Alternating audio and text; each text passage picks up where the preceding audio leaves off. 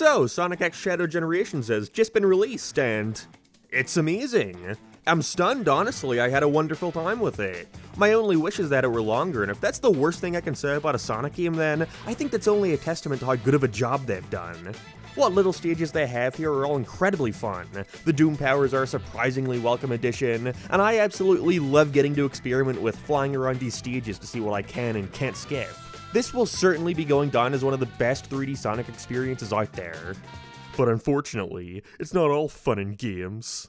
See, one of the most surprising things I learned when going into the remaster side of this package is that Sonic Generations would be receiving a complete rewrite of its story. Weird. I mean, hey, I'll take it. Generations isn't known for its outstanding cutscenes or anything, so anything is gonna be an improvement, right? Right? Let's get some things out of the way first. No matter what the rewrite changed here, I think we can all agree this is still a fantastic remaster and still the definitive way to play Sonic Generations. And honestly, I don't think it's outright bad or anything, but there's really no denying that from every angle here, writing, voice direction, and animation, almost every change made to Sonic Generations' story was for the worse. And it's not because Ian Flynn is the spawn of Satan or anything. I think Shadow Generations having such a comparatively strong story is only proof of that. But it really just seems like he was put in an unfortunate circumstance. And not only does the original game exist to directly compare and contrast with, but Sega clearly did not put as much resources into redoing these cutscenes as he probably expected, resulting in an overall package that feels confusing and held back, leaving me and many others only wondering why this was even needed in the first place. When I heard that Sonic Generations was getting a rewrite, the main thing I expected from it was more cutscenes. The original starts strong with cutscenes after completing Green Hill and Chemical Plant, Sonic and Tails discussing the current predicament at hand and making reference to these places from the past. But after the first boss, it pretty much stops. There's no cutscene after Sky Sanctuary, Speed Highway, City Escape. At that point on, there's only really one cutscene before and after the next two boss fights aside from the character rescue stuff, which certainly felt like a missed opportunity. With a game featuring Sonic returning to all these iconic locations from the past, you figure they would try and take advantage of that. Comment on nobody remembering 06, maybe run into Chip briefly after Rooftop Run, I don't know, something. However, what surprised me most with the remaster is that, for the most part, the cutscenes remain intact. There was nothing added aside from this brief addition after the Death Egg robot fight, where we actually see Dr. Robotnik getting taken away by the Time Eater, which is appreciated, but other than that, nothing. If anything, you can argue they've only taken stuff away. It's what everyone's talking about, Amy Rose. I actually made a video on this topic not too long ago, but Amy has by far become one of the most polarizing Sonic characters in recent games, with the English localizers choosing to tone down her affection for Sonic, and instead make her more of a supportive friend who cares about him, but can still stand on her own 2 feet. She also really likes fortune cards. Not a bad change in concept. I actually think people would have been a lot more receptive towards it if it were naturally built up at all. I know Sonic Adventure doesn't count because there's about a 20-year gap to account for there. But what really confuses me is that we're now seeing Sonic Team go back to previous games and rewrite how she acted there too. Instead of her attempting to hug Sonic in the first cutscene as he holds her back, she's now just trying to hand him some cupcakes as he ignores her like an asshole. The final cutscene now sees her give Knuckles a playful nudge instead of bashing him against a tree. I'm not even here to argue about them making her more generic or being afraid to show a girl showing affection for a guy anymore. That's not what this is about. It's more so the precedent this weirdly sets for future remakes and remasters. Like they'll rewrite the characters to be more in line with their current day incarnations. Despite, I'm sure, everybody being fine with them keeping stuff the way it was in the original. Was anybody really that offended by this sort of stuff? I find it funny. The character growth argument doesn't even really work as an excuse anymore if they're gonna go out of their way to claim that she's always been like this.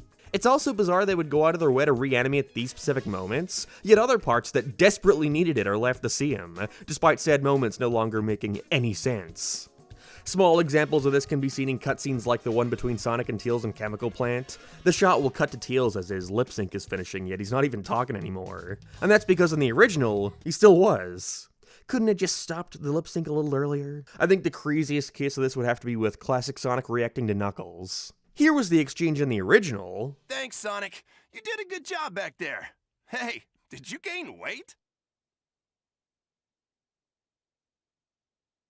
Yet in the remaster, it's been changed to this. Thanks, Sonic. Now then, tell me, Where is the rest of my island? Why even bother if you're not going to change the animation? Now it just looks like classic Sonic was ignoring him and randomly got insecure about his weight. It's stuff like this where I just can't say Ian Flynn is to blame.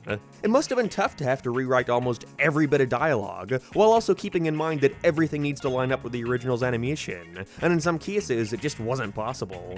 And then there are the lines that I just think are way less impactful with the rewrite. Sonic Generations doesn't have too many standout moments, but I did always enjoy this line from Eggman. Take a good look at yourself, Sonic. Dr. Eggman? It's the last look you'll get before I close your eyes forever. But now, it's been rewritten to have him say this. It's the last thing you'll see in this world. Like, it ain't bad or anything, it doesn't ruin it. But I don't know, it just isn't as fun in my opinion.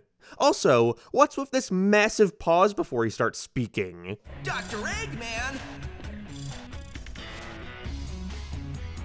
It's the last. The cherry on top of all of this is that just about every single line is delivered in the most awkward way possible, with so much dead air in between conversations. Again, Ian Flynn could have written the most fire script on God's green earth, but when it's delivered like this... What? No! No! Sonic, save me! It's gonna come off as stilted and weird. But even then, the blame cannot be put on Flynn because 9 times out of 10, the lines that are directly taken from the original are still delivered in a much worse way.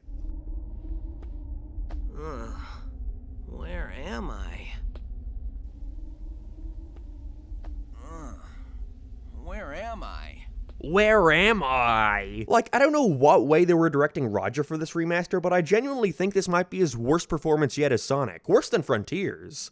But when it's every single line that sounds like this, it can't be because of the voice actor being untalented. It has to be the way they were directed. Because this is a consistent theme with most characters throughout the entire game. And it's not good. So we're pretty sure we've figured things out. And it's pretty dire. But then there are the ones that are just the voice actors. I personally, no offense against the guy, I cannot stand the new Knuckles voice. He delivers every fucking line in the exact same way. Mike Pollock's Eggman voice has also been toned down a bunch, which is a shame because he sounds so excellent in the original. I also find it a little lame that there's now no vocal distinction between Robotnik and Eggman. In the original, Robotnik sounded a little more put together, a little less crazy. Something to even make a joke about. However, here, not only has that joke been removed, but he also sounds the exact same as normal Eggman, removing that tiny bit of nuance in his performance.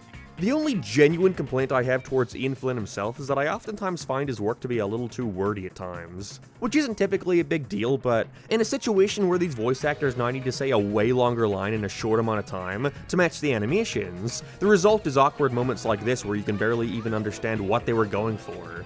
It was great teaming up with you, or me. Maybe this will fast-track you to learning some new tricks in the future. Wait, I mean, past. Ugh, time travel's a chore. If I had to think of anything, the only other problem I have with Flynn's scripts is, and this is pretty minor to be fair, but I'm not really a fan of how much they refer to zones by their full names. Like, I always got the idea that half these zones were just named that way in context to us, the player. Like, we call the first level in Heroes Seaside Hill, but to Sonic and friends, it's just another beach area. This game wasn't written by Flynn, but enforces when we hear Espio say, "We've engaged enemy forces at Seaside Hill." It just comes off a tad strange, right? Like, oh, this place is called Seaside Hill in-universe. I suppose my issue is that with how much we see Sega reuse old locations now, they're really making the whole Sonic world feel smaller as a result. I always liked this unspoken idea that most of these places are just locations that Sonic goes to once and then never again. He's always setting out on some new adventure. Like, you have to remember, when Sonic Generations first came out, Sonic hadn't been to Green Hill Zone in any mainline capacity since, well, Sonic 1. Therefore, it's kind of amusing that Tails doesn't even recognize it, because of course he wouldn't, he's never been there. Similarly, when they're in Chemical Plant, we see them discuss how familiar it seems, how they swear they've been here before but can't exactly remember. Again, they went there in Sonic 2, and never again. But because literally every mainline game has featured these locations since Generations, now Sonic and Tails just know them by name. Oh, we were just in Green Hill Zone. Or, huh, I wonder why we're at the Chemical Plant. Again, super minor complaint, but at the same time, like I said, it just makes the world feel smaller. Like, these are iconic locations to us, the player, sure, but to Sonic and friends, it was just another industrial plant or green field they ran through 30 years ago. If there is one solid aspect of this rewrite that I actually think improves upon the original, it would have to be with the start of the final cutscene. See, in the original, we just had Sonic running up to the Time Eater starting to shit-talk it before the reveal that Eggman was behind it all.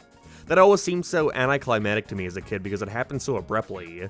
Again, sure, us the audience are aware that it's probably Eggman like always, but the last time the characters in Universe saw Eggman, he was kicking and screaming as the Time Eater dragged him away, so it's bizarre they would even try to set this up as a twist. But here we see Flynn make more of an effort to set up that reveal. Like I mentioned earlier, now we see a short clip of Robotnik screaming as it gets taken away early on, us actually getting to see him. Also, after the Egg Dragoon fight, we see Tails try and set up a truce between Sonic and Eggman so they can focus on the Time Eater together before he's taken. Again, not much, but it creates a bit more build-up to the eventual reveal. I appreciated it. Overall, like I've said many times, none of this is the end of the world. And if there's a Sonic game you can get away with ruining the cutscenes for, be happy it's Generations, because again, it was never a highlight of that game in the first place. Again, I suppose I'm mostly worried about the precedent this sets for future Sonic projects. What's going to happen to that Heroes remake rumored to come out next year? What if they ever wanted to remaster Unleashed or, God forbid, remake the adventure games? They gotta rewrite a whole lot of Amy dialogue there. I guess where my stance starts and ends on that matter is that wherever the characters were at that point in time, personality-wise, should remain the same.